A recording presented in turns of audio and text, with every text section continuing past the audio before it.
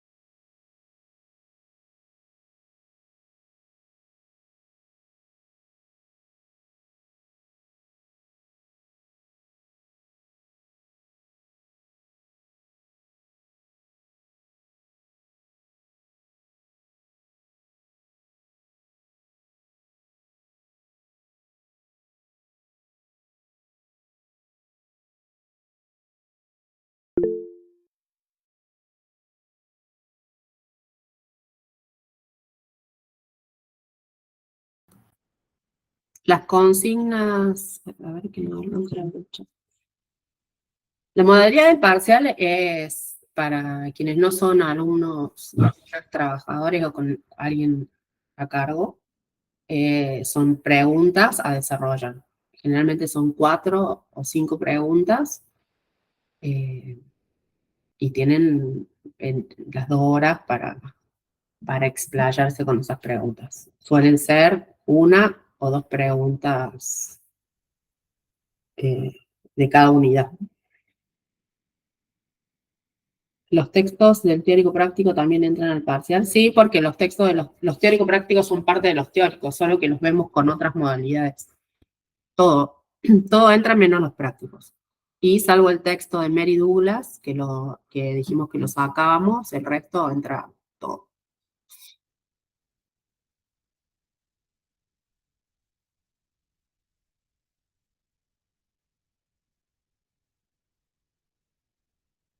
Los que son estudiantes trabajadores o con personas a cargo, tienen el 30 van a tener un parcial virtual, que es un parcial que tiene preguntas de diferente tipo para desarrollar múltiple opción, verdadero o falso, y cuando se meten al parcial, empieza a correr el tiempo y tienen 1 hora y media, 2 horas para terminar las preguntas. Cuando se cumple ese tiempo, se cierra automáticamente y se envía. Lleguen hasta donde lleguen. Es la única forma que encontramos de poder cumplir con esa división de días para quienes son red, porque con los paros docentes y no docentes no había forma de acomodar el cronograma.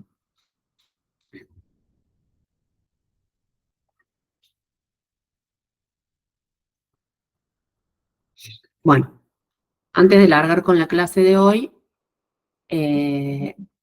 vamos a hacer algunos anuncios que ya se los enviamos por aula virtual, pero por las dudas, si no los leyeron. El práctico que tienen la semana que viene no se va a dar, o sea, no se evalúa ese práctico. El próximo práctico que tienen ya sería el que sigue, que creo que es el práctico 3.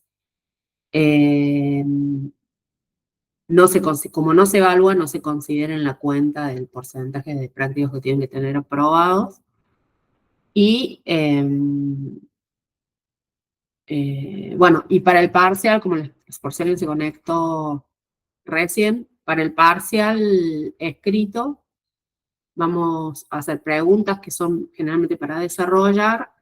Pueden usar las 2 horas de clase para eso y generalmente se preguntan 1 o 2 preguntas de cada unidad. Generalmente si son 4 preguntas son 1 de cada unidad y otra más de alguna, una que se repite.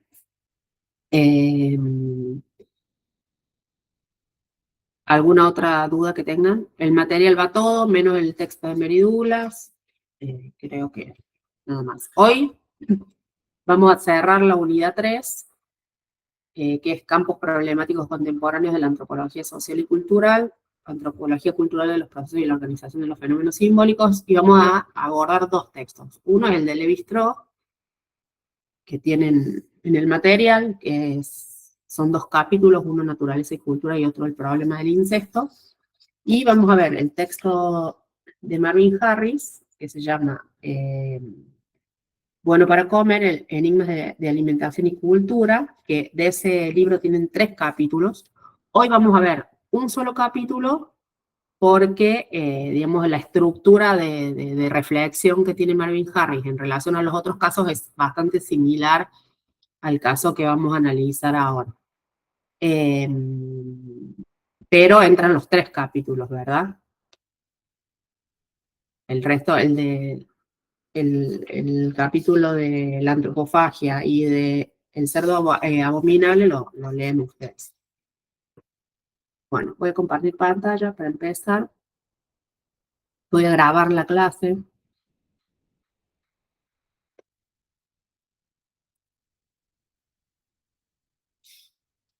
Avíseme, Julia, avísame si se ve. Dale.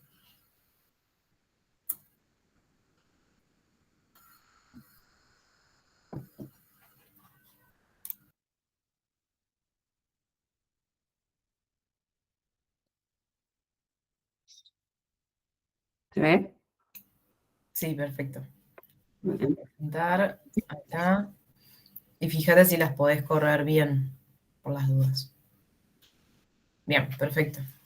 Bueno, entonces vamos a empezar a pensar uno de los ejes que tienen en la unidad 3, que es el del debate naturaleza y cultura, y que lo miramos a partir del texto de Lévi-Strauss, que es Naturaleza y Cultura y el Problema del Insecto, que son 2 capítulos que están en las estructuras elementales del parente.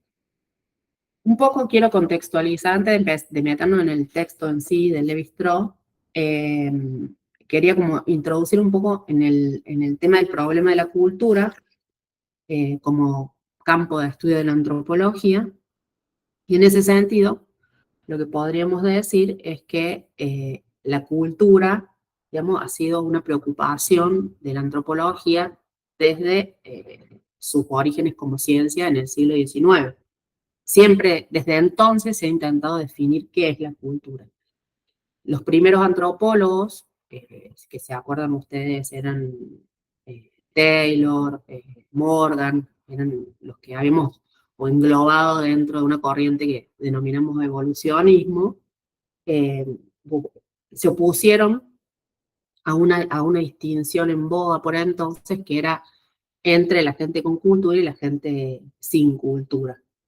Esa definición, digamos, de que había gente que tenía cultura y había gente que no la tenía, digamos, era la que predominaba en el sentido común de entonces. Taylor, por ejemplo, que es ese señor que tienen ahí en la imagen, ya en 1871 definió la cultura como las creencias, los hábitos, los conocimientos que los seres humanos adquieren como integrantes o como miembros de una sociedad. Para él, todas las actividades y todos los pensamientos de la humanidad podían considerarse como parte de la cultura.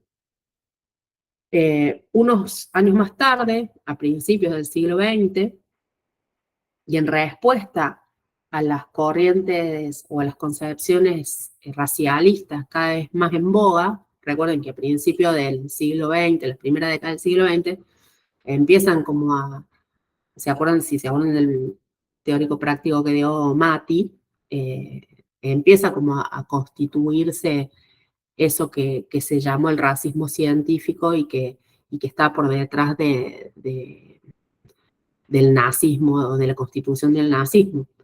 Entonces, cuando hablamos de esas concepciones racialistas en boga, digamos que diferenciaban o clasificaban a las personas en función de sus rasgos biológicos, La antropología, digamos, se planta frente a eso y va a plantear cómo la autonomía de lo biológico y de lo cultural. Entonces, lo que van a decir estos antropólogos del principio del siglo XX es que de ninguna manera las cosmovisiones, la cultura, las creencias, los mitos, las celebraciones, los rituales, dependen de lo genético, ¿no? Lo cultural, van a decir, no se lleva en la sangre, sino que se aprende en la vida en sociedad. Porque se acuerdan que cuando vimos, cuando Matías estaba dando la clase, lo que veíamos era que a determinadas razas se le asociaban determinadas características sociales, comportamientos, etc. Que eso también favorecía la segregación, la discriminación y el racismo. Después, el particularismo histórico, que es otra corriente en boga en esas primeras décadas del siglo XX, y cuyo representante es Franz Boas, que lo tienen ahí en la imagen posando para el Museo de Ciencias Natural a fines del siglo XIX. Bueno, el particularismo histórico introduce la idea de pluralidad cultural, donde lo importante era estudiar las especificidades de cada cultura. Los particularistas van a decir que las culturas solo pueden comprenderse a partir de su historia. Franz Boas y los particularistas sostienen que cualquier práctica, cualquier creencia o cualquier hábito cultural solo puede ser entendido en el marco de un universo específico de sentido. Mirar una cultura desde los propios valores, los valores de los y las antropólogos, o desde cualquier persona, digamos, que mire a otro, es caer en el etnocentrismo, dirán estos antropólogos particularistas. Luego, tenemos la postura de Malinowski en relación a la cultura o de los funcionalistas en esas primeras décadas también del siglo XX, donde también se opone a ese etnocentrismo occidental que argumentaba que los pueblos los pueblos no occidentales eran inferiores, salvajes, sin orden, etcétera, porque eso legitimaba la dominación, digamos, pensar así de esos otros legitimaba la dominación colonial, y él sostuvo que lejos de ser salvajes, arcaicos, etcétera, digamos, todas esas adjetivaciones que ya vimos a lo largo de las clases, estos pueblos tenían modos de vida distintos, eran racionales y debían ser valorados porque organizaban, digamos, esas sociedades tenían normas, reglas, formas de organización particulares. Para poder comprender una cultura, va a decir Malinowski, era necesario entender a esos otros en sus propios términos, sin proyectar las propias categorías de las y los antropólogos sobre esas sociedades, sobre esas culturas, ¿no? Entonces, desde el punto de vista de Malinowski, digamos, su propuesta metodológica, como ya lo vimos en clases anteriores, era centrarse en el punto de vista del nativo, en el punto de vista émico. ¿Se acuerdan que habíamos visto dos palabritas, émic y étic? Bueno, Malinowski sostiene que hay que centrarse en lo émico. Después de la Segunda Guerra Mundial, cuando salen a la luz los crímenes del nazismo, cuando se encuentran con los campos de exterminio y ven con horror, digamos, lo que había pasado en esos lugares, se abandonan esas concepciones racialistas que buscaban legitimar las diferencias o que legitimaban el establecimiento de clasificaciones entre las sociedades según la raza o según lo biológico, y se extiende o aumenta o se expande, digamos, el uso social y político del concepto de cultura. Pero ese concepto de cultura que se expande está asociado a que cada grupo, cada comunidad, cada sociedad portaba una cultura específica y esas culturas específicas eran asociadas a determinados territorios. Por eso aparece esta idea de archipiélagos de cultura que tienen ahí. El énfasis estaba puesto en esta concepción de cultura que predomina después del nazismo, en la uniformidad de esas sociedades que vivían en un mismo lugar. Pero esas concepciones de archipiélagos de cultura se van a resquebrajar, se van a romper, digamos, van a estallar a partir de 3 fenómenos sociales, o a partir de tres procesos históricos, políticos, económicos. Uno de esos procesos es la independencia de las colonias en Asia y en África, que volvieron inverosímiles esas ideas de uniformidad cultural de las sociedades, ¿no? Y mostraron que en general lo que prima es la heterogeneidad y las desigualdades. Otro proceso que hizo estallar esta idea de archipiélagos de cultura fueron las migraciones, que demostraron que si en algún momento existieron islas culturales, las personas, sin embargo, se mueven desde hace mucho tiempo de un lado a otro, o desde una isla a otra. Y por último, el otro fenómeno, digamos, que hace estallar esta idea de archipiélago de cultura es las transformaciones que se dan en las tecnologías de la comunicación. ¿Por qué? Porque aparece un nuevo horizonte en el cual las personas no se trasladan, pueden no trasladarse de un lugar a otro, pero sin embargo los símbolos y los mensajes sí se mueven de un lado a otro.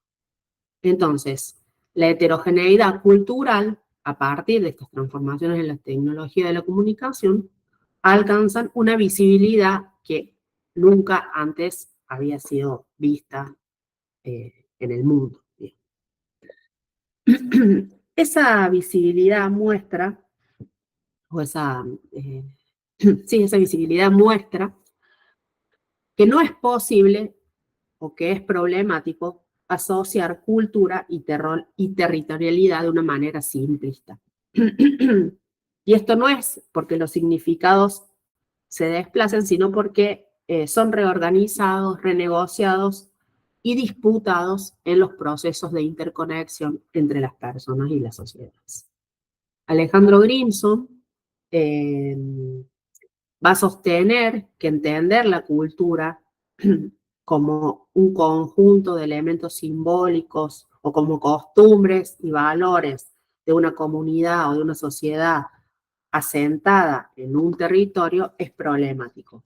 Y es problemático porque eso significa considerar a los grupos humanos como unidades que son clasificables según o en función de su cultura. Como en su momento, o como antes, se clasificaban en función de las razas. Esta conceptualización, dirá Grimson, esta conceptualización de la cultura asociada al territorio, dice, omite 3 elementos.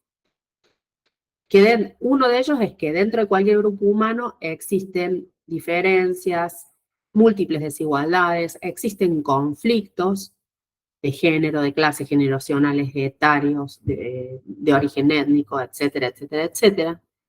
También omite que los grupos tienen historias y sus símbolos, valores, prácticas son recreados y reinventados en función de contextos determinados de disputas políticas, de los cambios y las transformaciones históricas que van atravesando esas sociedades.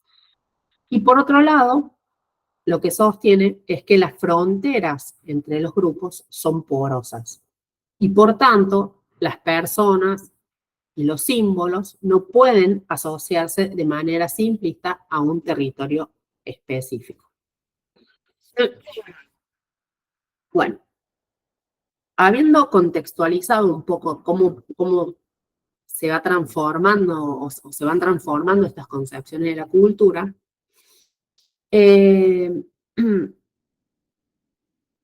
lo que quiero señalar es que estas concepciones, digamos, están enmarcadas también en un debate que ha atravesado a la antropología desde hace, no sé, años, 40 años, al menos, durante los últimos 40 años. Y ese debate se ha constituido como una marca de identidad de la disciplina. El debate del que les hablo es el debate entre naturaleza y cultura, y que está organizado, o que está atravesado, o que está mediado el debate por dos preguntas. Una de ellas es si la naturaleza determina a la sociedad, y la otra pregunta es si la cultura impone significados a la naturaleza.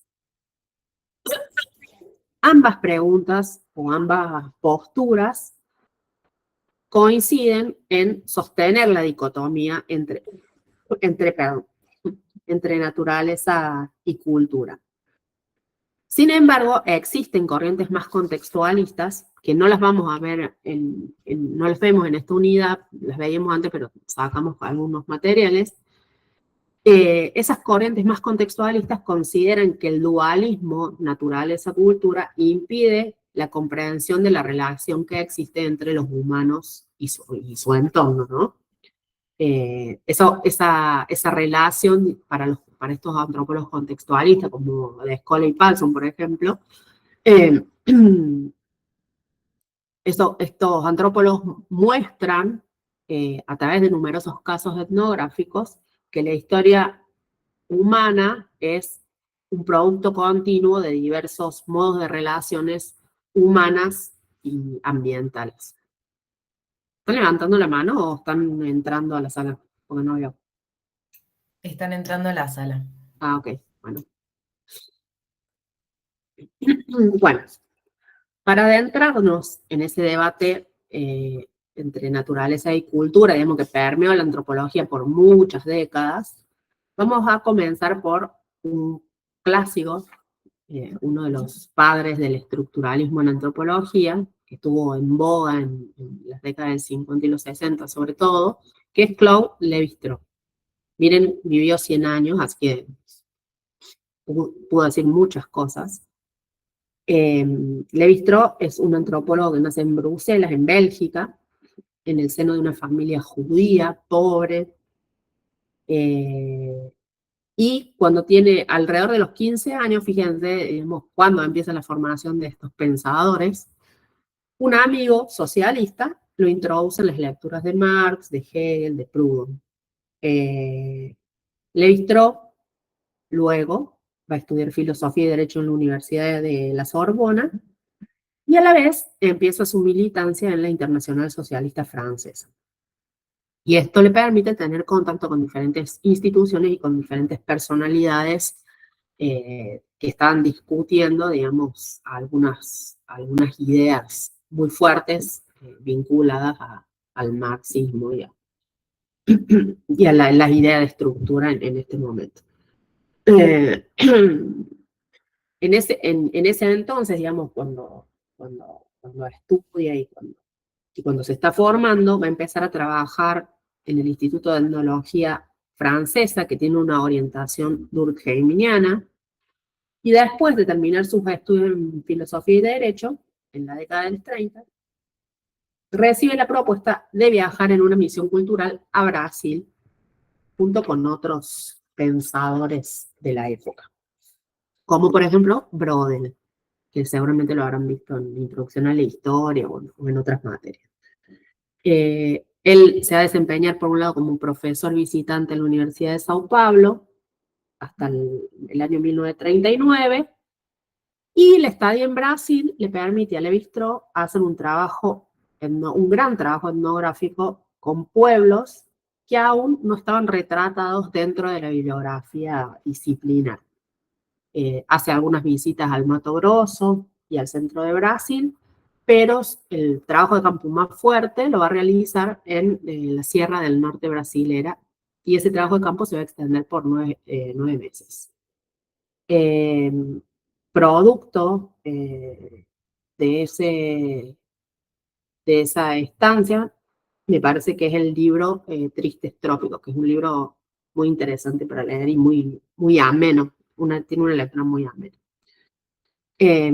Esas expediciones en Brasil y ese trabajo de campo en Brasil le vale el reconocimiento del Museo del Hombre de París, y son las autoridades del museo quienes le señalan a Lévi-Strauss que algunas sociedades sudamericanas tienen que ser etnografiadas.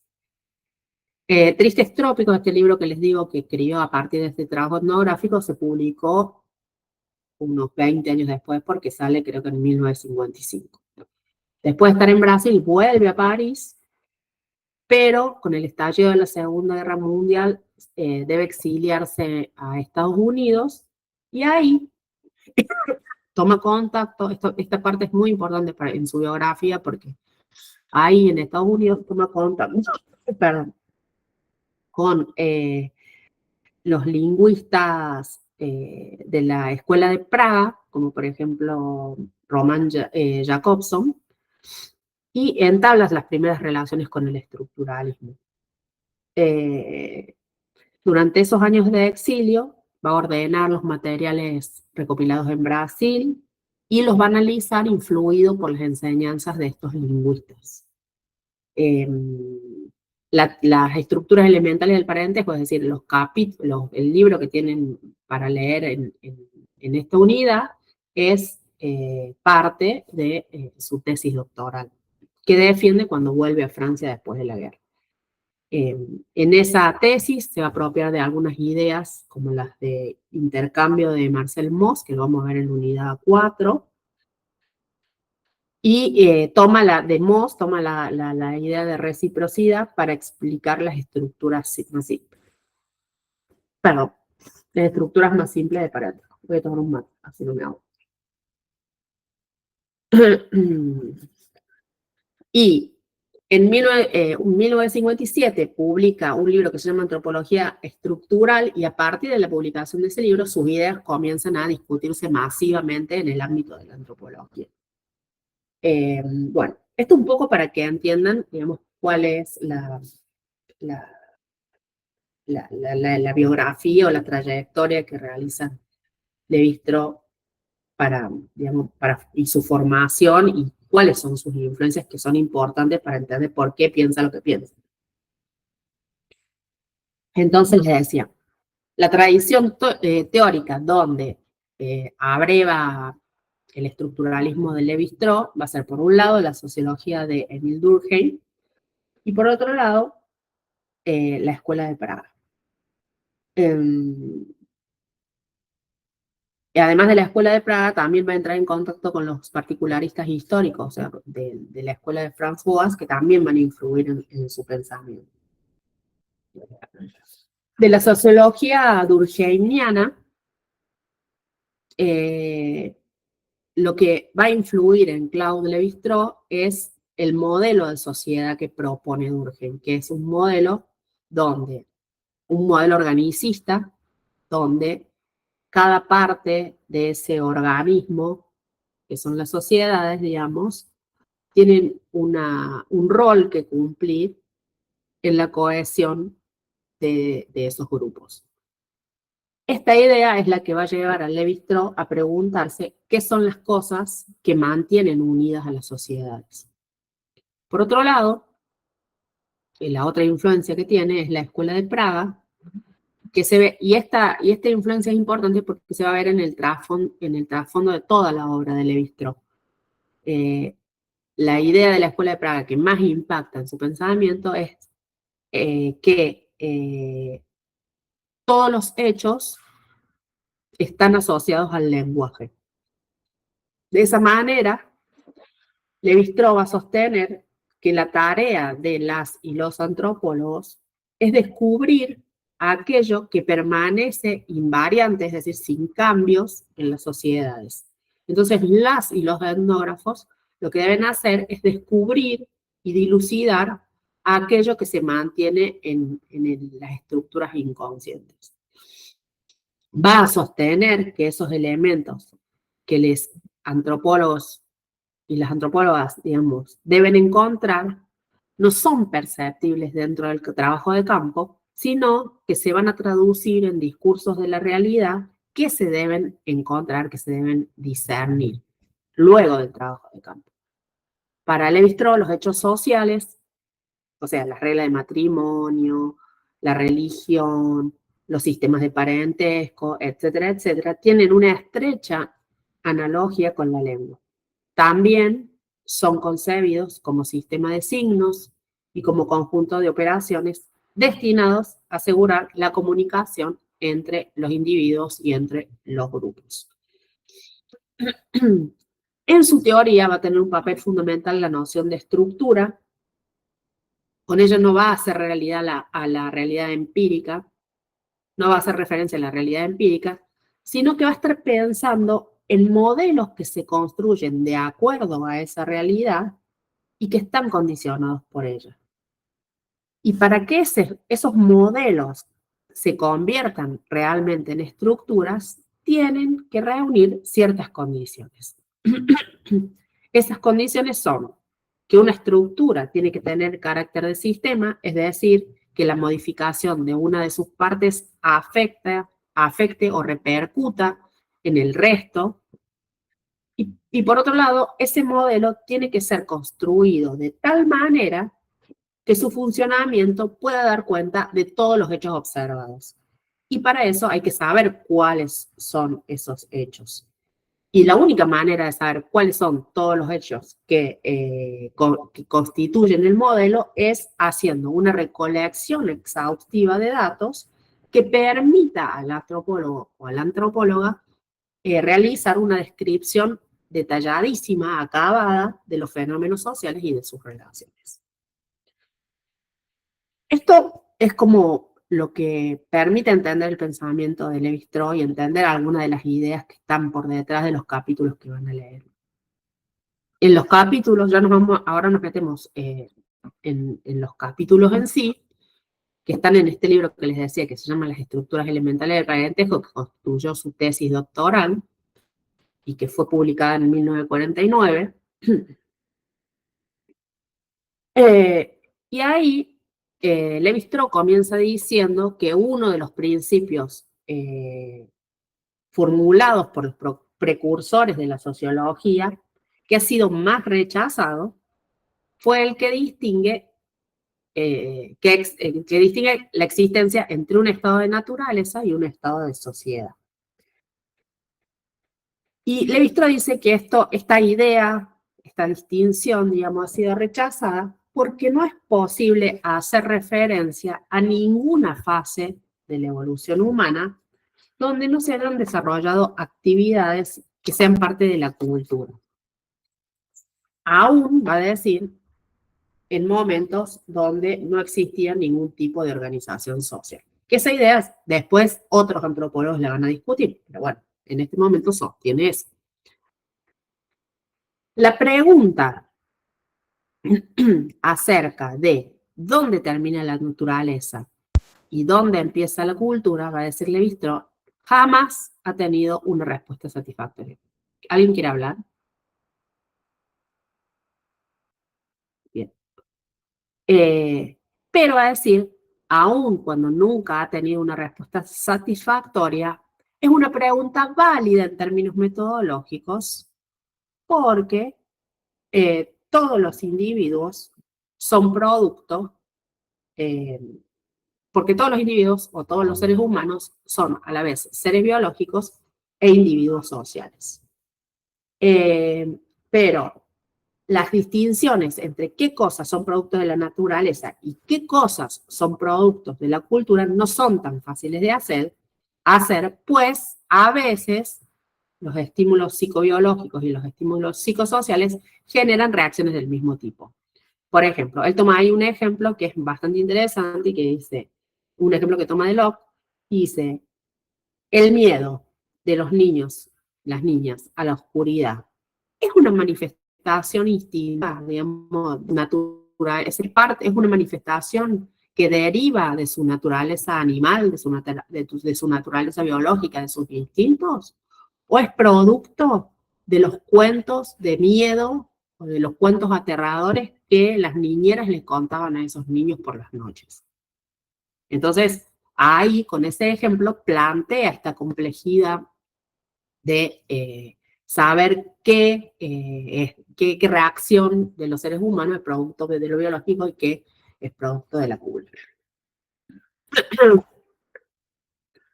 Tampoco se pudo responder, va a decir, la pregunta sobre dónde termina la naturaleza y dónde empieza la cultura con experimentos con niñas. Ahí dice que los experimentos con niñas lo que suponían era aislar a un recién nacido y observar las reacciones que tiene a distintos tipos de estímulos durante las primeras horas de vida. Pero dice, finalmente esos experimentos no son válidos porque a las pocas semanas ya se pueden identificar en esos niños, en esas niñas, condicionamientos socioculturales. Y dice, ni siquiera cuando se encontraron niños salvajes, digamos, perdidos,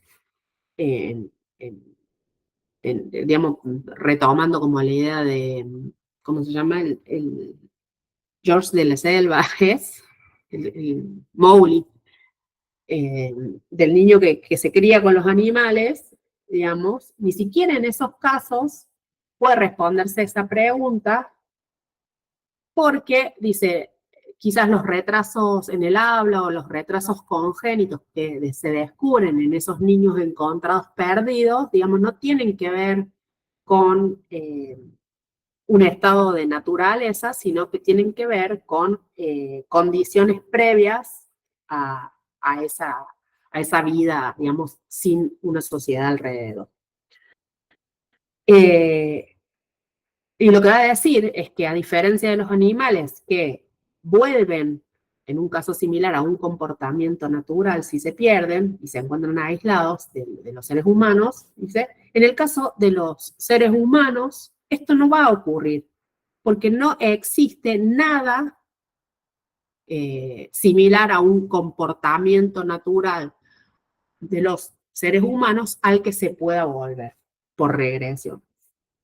Dice, los niños salvajes, esos niños perdidos, digamos, en una selva, en un bosque, no sé qué, nunca son testigos de una etapa anterior de la humanidad. Entonces, esos experimentos con niños tampoco respondieron a esa pregunta, pudieron responder esa pregunta de dónde termina la naturaleza y dónde empieza la cultura. También se pregunta si ese interrogante, digamos, pudo ser respondido en experimentos con monos antropóides, con primates. Y él dice que en esos experimentos, si bien en algunos individuos, digamos, en algunos sujetos, se encontró que pudieron articular algunos monosílabos que no están asociados a ningún sentido, por otro lado, ¿no? Pudieron usar ciertas herramientas, o pueden usar ciertas herramientas elementales, pueden establecer temporariamente relaciones de solidaridad o de subordinación. Levi-Strauss va a decir que no se pueden extraer de esos casos conclusiones generales que permitan afirmar que ahí hay un paso entre la naturaleza y la cultura. Digamos, porque la vida social de estos monos no se presta a la formulación de ninguna regla, a la formulación de ninguna norma. El comportamiento de esos monos no es constante, digamos, no se mantiene a lo largo del tiempo. ni tampoco frente a las mismas situaciones. No se puede en el comportamiento de esto, y esto es muy importante, digamos, para su teoría, en el comportamiento de estos primates no se puede encontrar ninguna regularidad. Entonces, tampoco con estos experimentos se pudo responder dónde termina la naturaleza y dónde empieza la cultura. Todo esto le hace sostener a Lévi-Strauss que la ausencia de reglas es un criterio seguro para establecer una distinción entre un proceso natural y un proceso cultural. Dice, no hay que buscar en la naturaleza el origen de reglas institucionales que suponen o son cultura y cuya instauración en el seno del grupo no puede concebirse sin la intervención del lenguaje. Entonces, va a decir que en todas partes donde se presente una regla, sabemos con certeza que estamos ante la presencia de cultura. Entonces, lo que va a sostener que todo lo que sea universal en el hombre pertenece al orden de la naturaleza y todo lo que esté sujeto a una norma pertenece a la cultura y está en el orden de lo relativo o de lo particular. Iba a decir, la única cosa que presenta esos dos atributos, la universalidad y la presencia de una norma o de una regla, es la prohibición del incesto. La prohibición del incesto es una regla de carácter universal. ¿Saben qué es el incesto? ¿Alguien me puede...? Sí, profe. ¿Todos? ¿Todas? Sí, profe. ¿Qué es? Cuéntenme.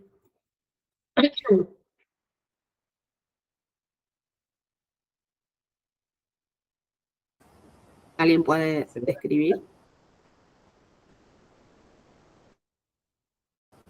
Relaciones sexuales con miembros de la misma familia. Muy bien. El incesto son relaciones sexuales con consanguíneos. Bueno. Entonces, digamos, a partir de estas conclusiones a las que llega en relación a esto del paso de la naturaleza a la de qué es parte de la órbita de la naturaleza y qué es parte de la órbita de la cultura, Lévi-Strauss se va a proponer analizar esta prohibición del incesto que identifica como algo que reúne esas dos características o esos dos atributos. Entonces va a decir, es el problema del incesto, o la prohibición del incesto, digamos, es una regla, y por eso es social, pero también es presocial, en dos sentidos. Porque es universal, o sea, en muchas sociedades, o en la mayoría de las sociedades encontramos esta prohibición del incesto, y a la vez es presocial por el tipo de relaciones sobre las que se impone la norma. ¿Sobre qué se impone la norma? ¿Cuáles son esas relaciones? Son las relaciones sexuales, digamos. Y él va a decir que la vida sexual de los seres humanos es externa al grupo o es externa a la sociedad en un doble sentido. Porque expresa en un grado máximo la naturaleza animal del hombre y da cuenta de la supervivencia de sus instintos y satisface deseos individuales que sobrepasan los fines de la sociedad. Lévi-Strauss va a sostener en relación a esto que es la sociedad la que prohíbe, la que establece la regla o la que establece la norma, pero prohíbe sobre un fenómeno que se realiza entre todos los animales, digamos. Los animales se reproducen, los hombres y las mujeres se reproducen. Pero lo que hay que entender, dice Lévi-Strauss, lo que hay que preguntarse en relación a esto, ¿qué cosas del orden social perjudica el incesto para que deba ser prohibido de manera universal. Y ahí va a identificar, digamos, para ver cómo se ha tratado de explicar esta prohibición universal, digamos, de determinado tipo de relaciones sexuales, digamos, va a encontrar explicaciones que se han dado desde las sociológicas y va a decir que esas explicaciones sociológicas, en vez de señalar la ambigüedad, digamos, de esta prohibición, se preocuparon por reducirla al orden natural o al orden social. Y dice que hay 3 explicaciones sociológicas que intentan dar respuesta a la prohibición del incesto. Una de ellas dice que es una medida que protege a la especie humana, de los matrimonios consanguíneos, es decir, porque eso también es parte del sentido común que circula en la actualidad, me parece, que si vos tenés relaciones con algún consanguíneo o con algún pariente cercano, digamos, tus hijos o tus hijas seguramente van a tener algún problema genético. Entonces, esa medida protegería a la especie de, de posibles mutaciones genéticas a lo largo del tiempo. Entonces, Levi-Strauss considera que esta explicación, digamos, no es correcta porque no se condice o no tiene basamento científico.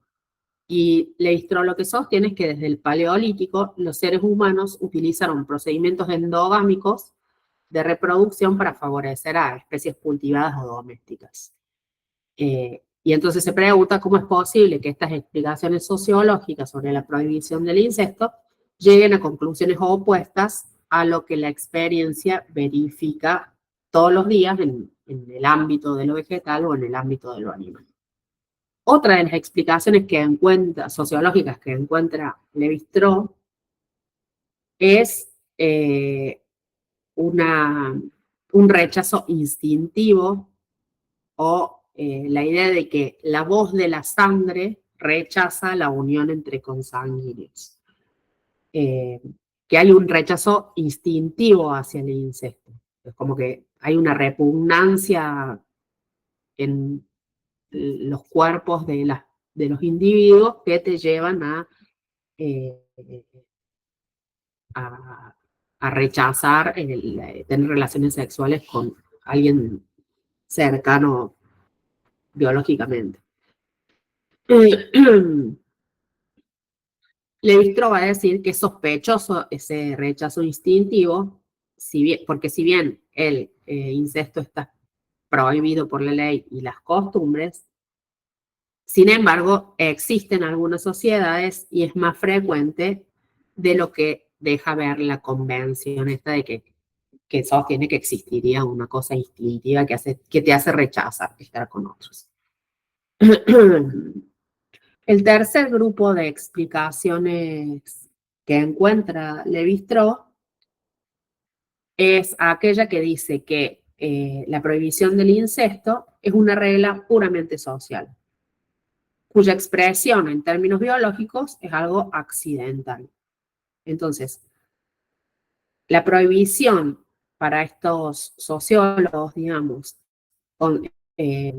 considera como una institución social, aparece bajo 2 aspectos. Por un lado, a través de una prohibición de la unión sexual entre consanguíneos o parientes próximos o colaterales, y para ellos las prácticas exogámicas se establecen por las costumbres de las tribus guerreras de obtener esposas mediante el rapto. O sea, sería una costumbre que aparece a partir de una práctica social que es la de los guerreros que secuestraban mujeres en otras tribus. Otras veces, para estos sociólogos que consideran una regla puramente social, van a decir que estas prohibiciones no es más que un aspecto de un sistema no es más que un aspecto de un sistema más amplio que parece carecer de toda base biológica.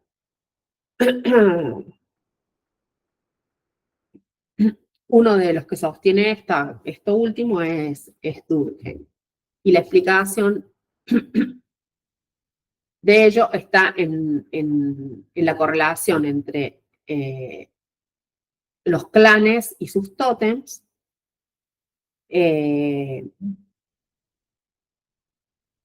¿por qué? Porque la correlación entre un clan y su tótem estaría explicada por la sangre. Entonces, la sangre, como es considerada un símbolo sagrado, digamos, afectaría esa relación entre el tótem y la comunidad si uno mantiene relaciones con miembros de su propio clan, digamos.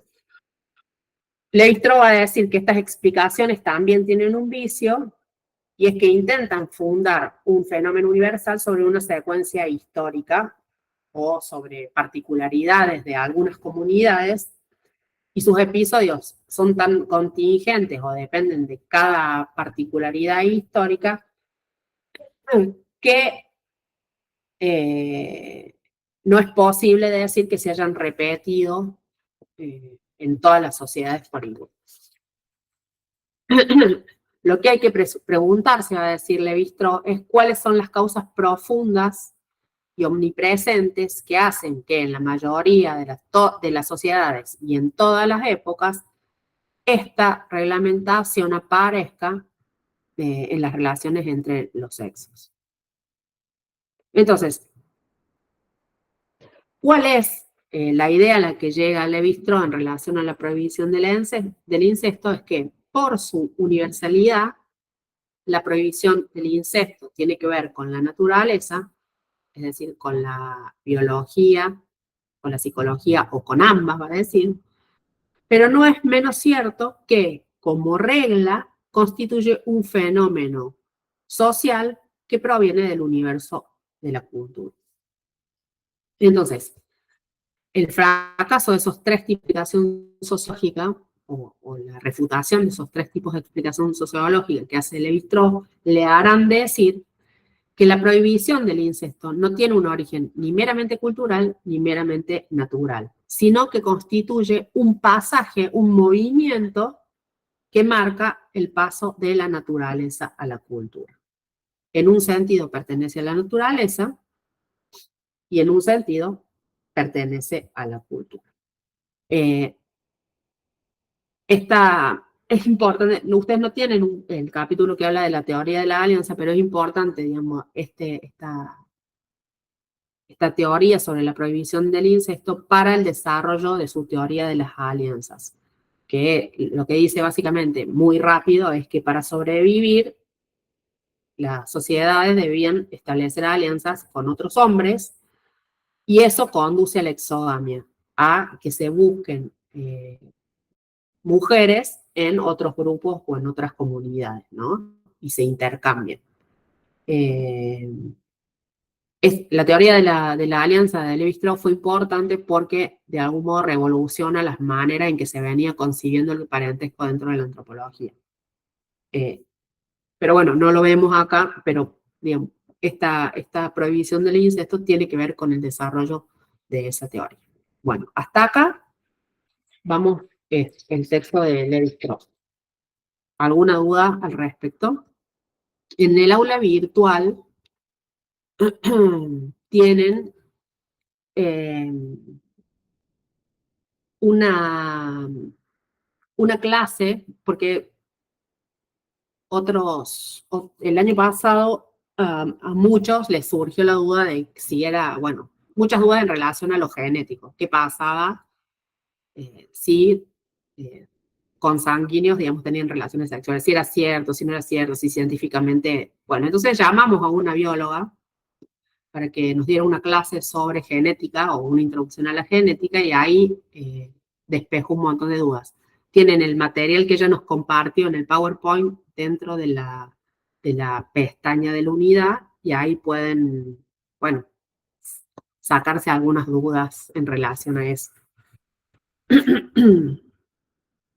Este año hubiese sido lindo traerla de nuevo, pero bueno, con las complicaciones que tenemos para el dictado de clases y los paros y más paros, fue difícil.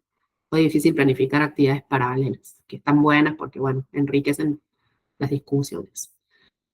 Bueno, con esto terminamos el bistro. ¿Alguna duda? Y vamos a pasar entonces a el otro material que nos quedaba.